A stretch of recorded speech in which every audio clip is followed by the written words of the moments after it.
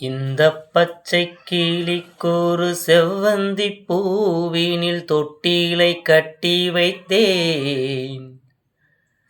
அதில் பட்டு தூகிலுடன் அன்னச்சிறகினை மெல்லென இட்டு வைத்தேன்.